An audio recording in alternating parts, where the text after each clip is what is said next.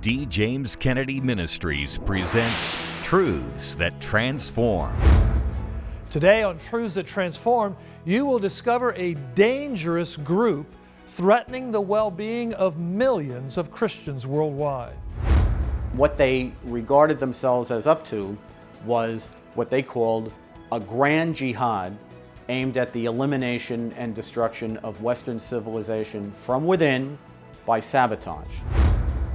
How should Christians respond to such threats? Be thou faithful unto death, said Christ, and I will give thee a crown of life. Join us as we uncover the cutting edge of radical Islam on today's Truths That Transform.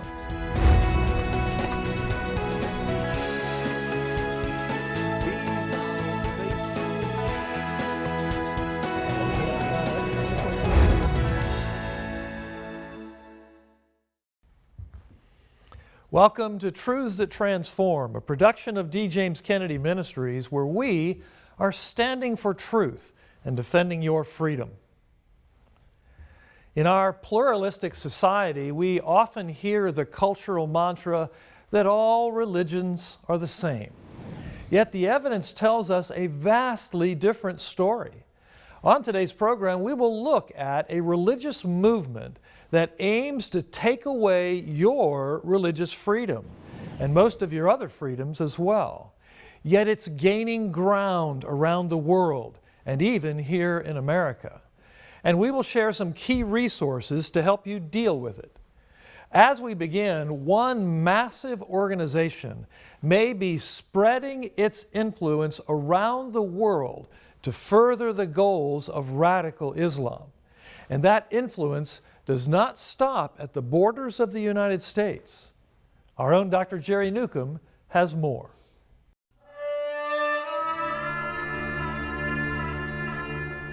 One of the largest Islamic groups in the world is the Muslim Brotherhood. What exactly is it, and what are their goals? The Muslim Brotherhood is an international Islamic organization that was founded in Egypt in 1928 and is dedicated to restoring the caliphate. The caliph was the successor of Muhammad as the political, military, and spiritual leader of the Muslims. But the caliphate was abolished by the secular Turkish government in 1924. The Brotherhood was founded in 1928 by Hassan al-Banna in Egypt in order to restore the caliphate and the prerogatives of political Islam. It's now an international organization that operates in virtually every country in the world. The Muslim Brotherhood is dedicated to not only restoring the caliphate, but also to imposing Sharia law worldwide. They want to see strict Islamic law all over the world, even in Western democracies. Perhaps the Muslim Brotherhood is best understood by their creed, quote, Allah is our objective, the Quran is our law, the Prophet is our leader, jihad is our way, and death for the sake of Allah is the highest of our aspirations, end quote. Frank Gaffney's group, the Center for Security Policy, notes in their book, Sharia, The Threat to America, that the Muslim Brotherhood is the root of the majority of Islamic terrorist groups in the world today, end quote. The Muslim Brotherhood has been operating in the United States for quite a while. Some disturbing information about it came to light in the 2008 court trial in Texas against the Holy Land Foundation for Relief and Development, an Islamic charity. The group was convicted of funding terrorism. The Holy Land trial was a historic event because Holy Land was an Islamic charity that was found guilty of raising money for the Muslim Brotherhood and for Hamas. Millions and millions of dollars. Named in the Holy Land trial were 300 Muslim Brotherhood proxy groups, unindicted co-conspirators. Among them, the Council of American Islamic Relations. And by the way, much of their leadership have been convicted and gone to jail. The Muslim American Society, the public face of the Muslim Brotherhood, established in 1993. The Holy Land trial was very important because it delivered a treasure trove of evidence against the infiltration of the Muslim Brotherhood in America. There were documents from the Muslim Brotherhood that were identified during the Holy Land Foundation trial that had been found by the FBI in a secret sub-basement in Annandale, Virginia. There were 80 banker boxes of documents that were essentially the archives of the Muslim Brotherhood in America. There's an internal memorandum which was seized by the FBI from a Muslim Brotherhood operative in the United States, describing how those in the United States saw their work in America and the West. And what they regarded themselves as up to was what they called a grand jihad aimed at the elimination and destruction of Western civilization from within by sabotage. And that is what the mission of the Muslim Brotherhood and its tentacles in the United States is. Andrew McCarthy, a retired prosecutor, successfully convicted the blind sheikh for the World Trade Center bombing of 1993. McCarthy wrote a book on the threat of radical Islam called The Grand Jihad, in reference to that particular memo. He describes the relationship between the Muslim Brotherhood and the Hamas, the notorious Palestinian terror group. You see a lot of things about the Muslim Brotherhood working together with Hamas. And when I read that stuff, I always have to tell people, no, no, no. The Muslim Brotherhood isn't working with Hamas. Hamas is the Muslim Brotherhood. If you read Hamas's charter, they self-identify as a chapter of the Muslim Brotherhood in the Palestinian territories.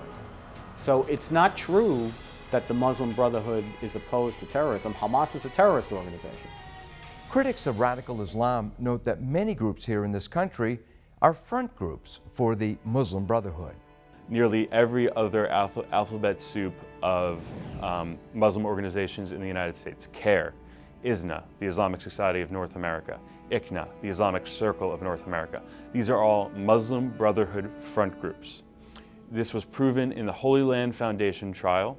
They found a document dated 1991 in the basement of one of the defendants in the Holy Land Foundation trial, which names Muslim Brotherhood organizations and our allies.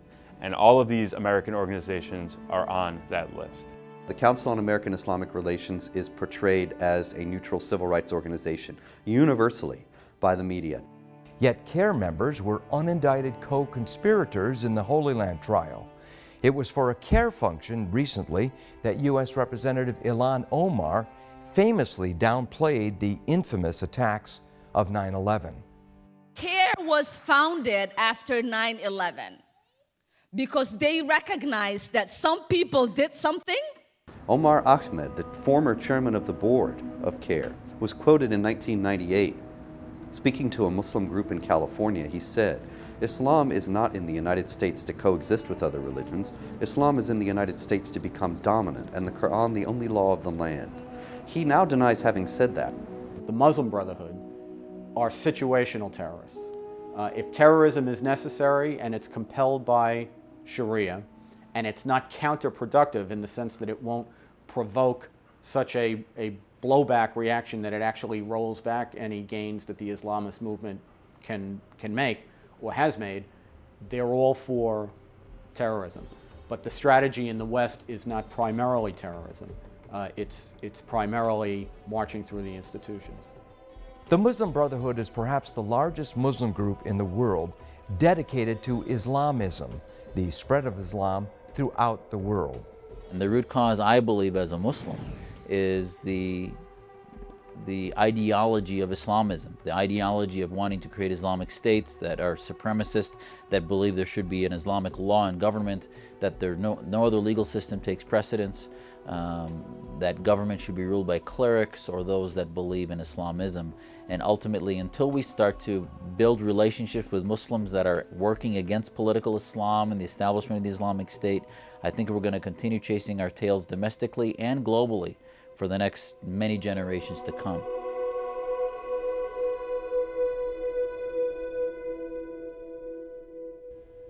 It's chilling to know that the Muslim Brotherhood is making such inroads when their goal is the extension of an ideology that has been catastrophic to Christians and others. As some noted, the so-called Arab Spring, instigated by the Muslim Brotherhood, may also have been called the Christian Winter. Millions of Christians have been banished or exterminated. Sadly, this is nothing new. Christians have often faced such treatment throughout history. The question isn't whether Christians will suffer, but how they will endure it. Our ministry's founder, Dr. D. James Kennedy, has more in this portion of his message, Semper Fi. It was nighttime when we landed at the airport, and a deep darkness hung over the countryside. The stars glittered with unusual brightness in a moonless sky. We were excited, my wife Ann and I, as we got into a cab to make our way in to the city of Izmir. Now, the city was located on the opposite side of a bay, and it was scintillating with lights, brilliant lights. It was, without any doubt, we both agreed, the most magnificent approach to any city that I have ever visited, and I have visited a lot of cities. Why Izmir? Where we had flown in a brief flight from Istanbul, located about 20 miles north of the city of Ephesus, in what once was Asia Minor but now is Turkey, is of course the modern name for the ancient city of Smyrna, to which church at Smyrna Christ wrote one of the letters to the 7 churches from Christ that are included in the 2nd and 3rd chapters of the book of Revelation. And toward the end of that letter, there is that famous statement from Christ where he says, "Be thou faithful unto death, and I will give thee a crown of life." A glorious text.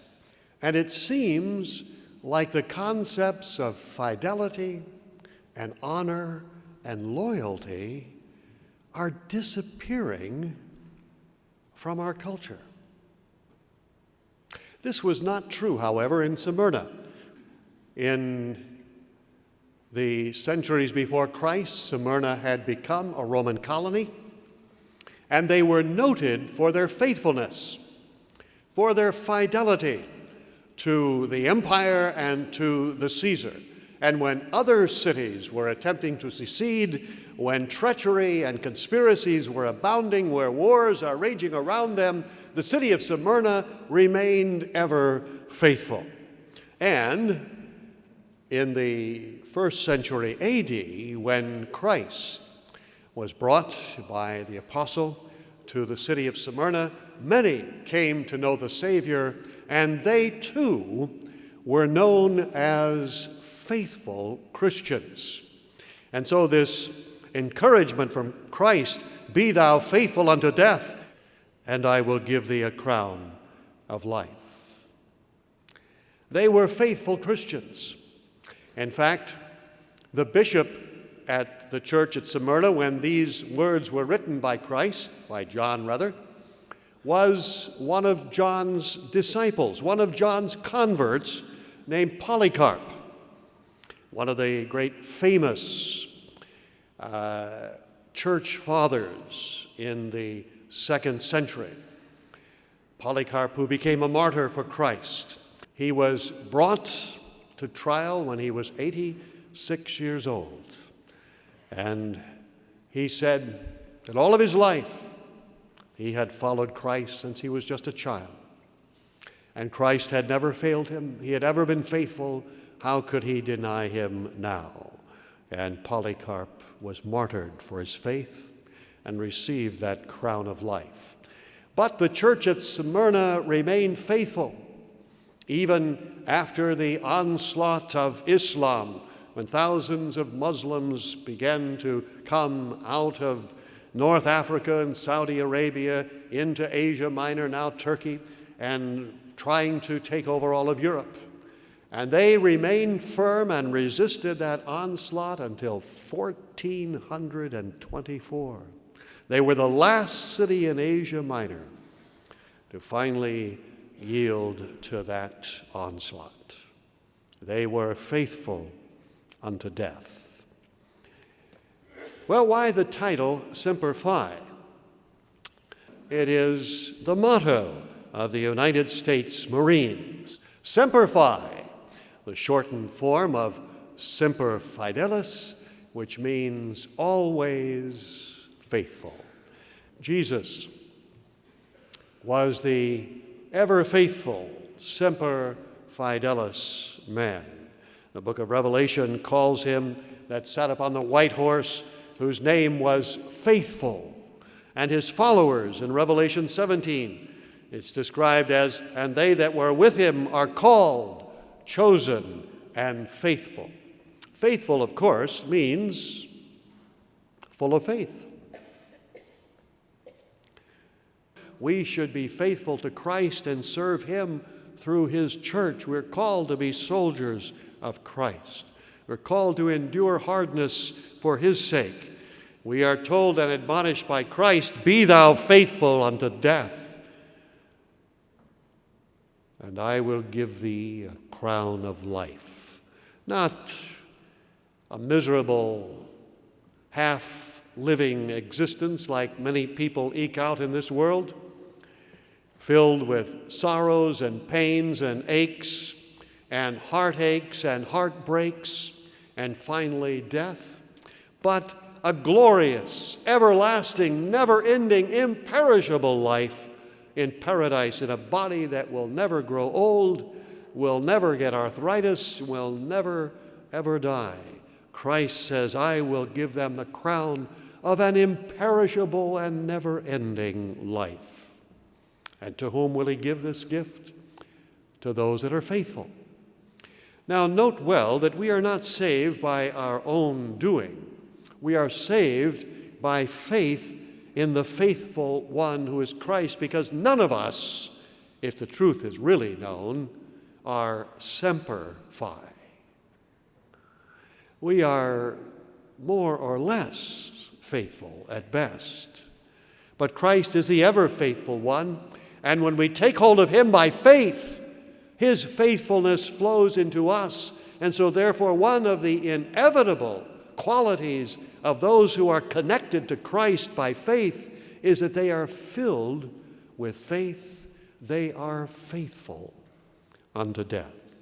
Now, the sufferings that I mentioned with Polycarp and others in that church, and which were so prevalent in the first 3 centuries of the Roman persecutions, when 10 huge tidal waves of persecution swept across the Roman Empire from Nero to Diocletian, rising with ever greater crescendo of fury, horrific, terrible, unbelievable tortures that only the most depraved of minds could conceive of, where everything imaginable was done to Christians. That did not end in the 3rd century, but it goes on through the centuries, and amazing to tell, mirabile dictu, in the 20th century there have been more martyrs for Christ than in any other century, including the first.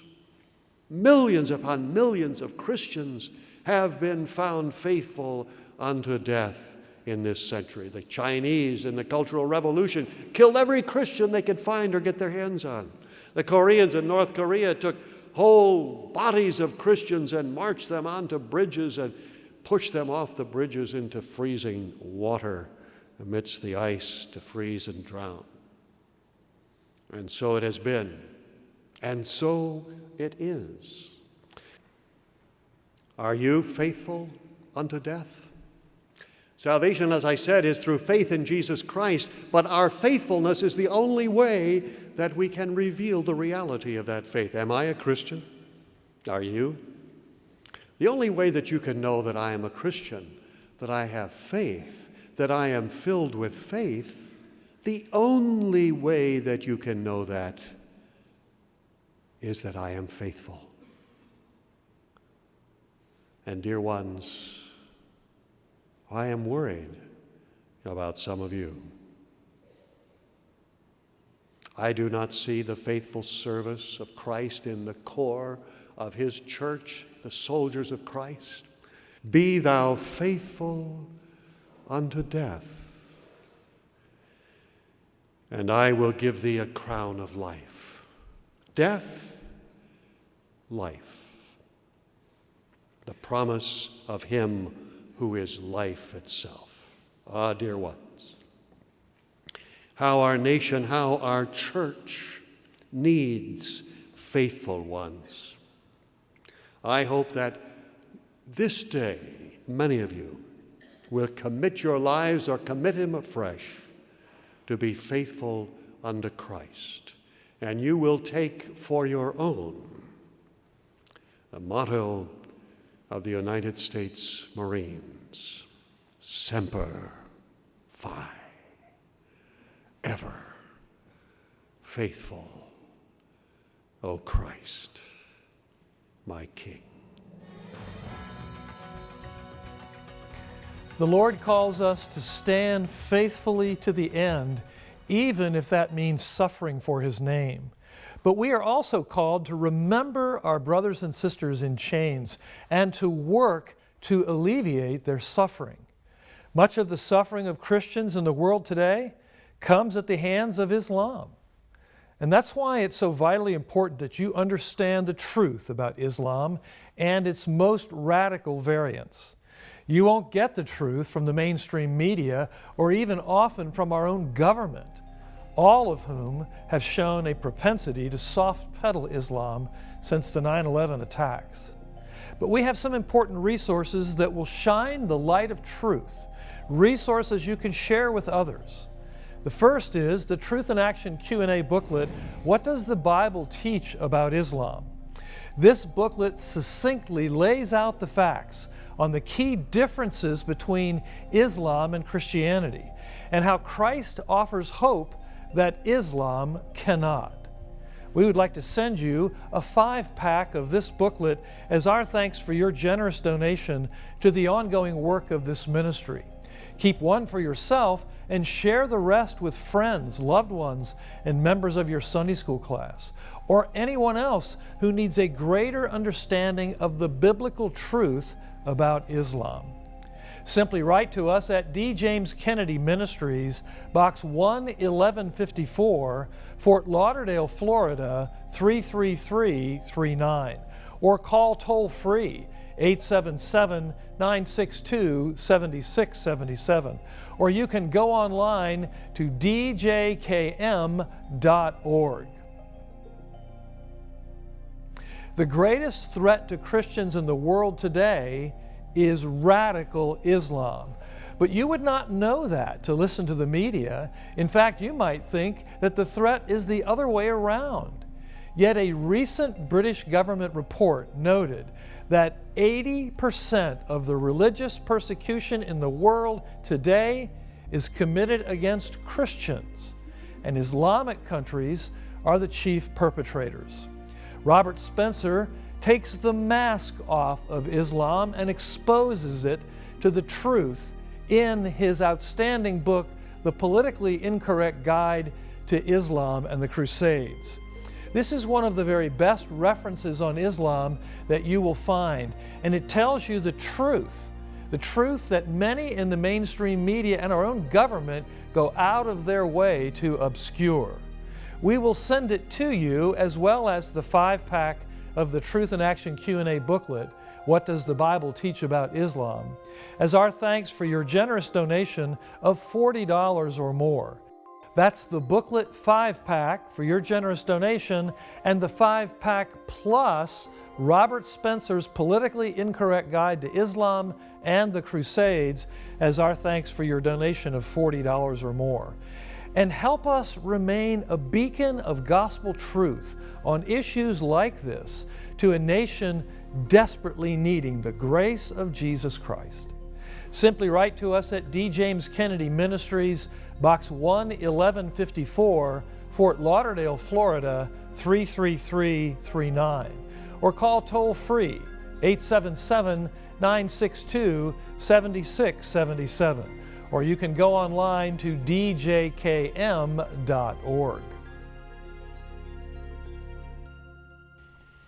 In America, religious freedom is too often taken for granted. But when we forget where it came from, we risk losing it, something already happening in our day. Make no mistake about it, religious liberty is a distinctly Christian concept. It certainly does not come from secularism, states founded with the explicit purpose of excluding God have been the most murderous nations in world history, such as the Soviet Union, Red China, and Cambodia. Islam certainly provides for no religious freedom. A recent report by the British government shows that persecution of Christians in Middle Eastern nations dominated by Islam has reached nearly genocidal levels. British Foreign Minister Jeremy Hunt noted that in the Middle East, the population of Christians used to be about 20%. Now, it's 5%. Meanwhile, in free America, founded by Christians on Christian principles, Muslims have as much freedom to worship as anyone else. Nor does religious toleration issue forth from Hindu countries. India recently entered the top 10 on Open Doors International's World Watch List, where it says Christians saw unprecedented persecution on numerous fronts from both the state and general Hindu society. American media and entertainment love to portray Christians as intolerant bigots. And yet the unmistakable reality is that Christianity itself has provided far more freedom and tolerance than any other belief system in history.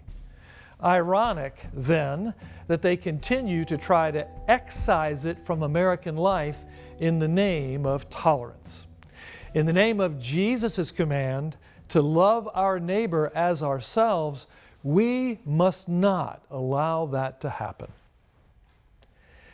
D. James Kennedy Ministries is standing for truth and defending your freedom.